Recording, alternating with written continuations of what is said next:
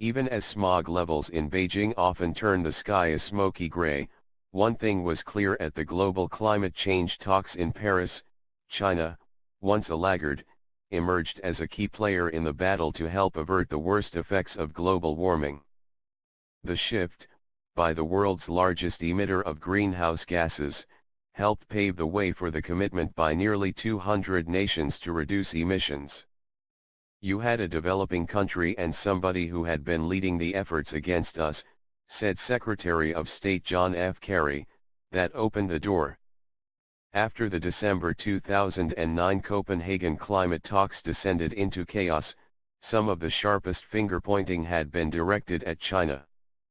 Beijing didn't send Premier Wen Jiabao to the final discussions that time, leaving leaders including President Obama and German Chancellor Angela Merkel to negotiate with an official who frequently left the room to phone his superiors.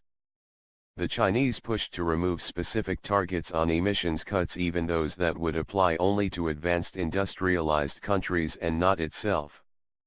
China wrecked the talks, and insisted on an awful deal so Western leaders would walk away carrying the blame.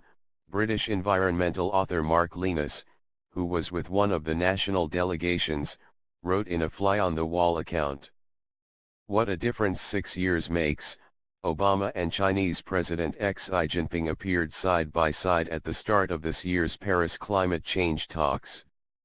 And on Saturday, as global leaders congratulated themselves on reaching an agreement, the US was singling out China for praise for its constructive engagement. Asked after the vote to cite the most important steps along the way that enabled the deal, Kerry immediately pointed to China's willingness to build a working partnership with Washington and jointly announce national emissions reduction targets in advance. What explains China's shift? It's not necessarily pangs of guilt nor a newfound sense of global munificence.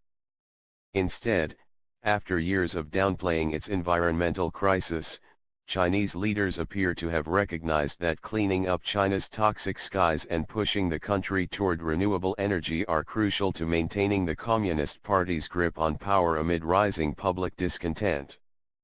Now, instead of regarding any multilateral environmental pact as a hindrance to unbridled economic growth, China sees an opportunity to seize agreements such as the Paris deal to showcase itself as a progressive superpower and responsible international stakeholder while doing things it needs to do at home anyway.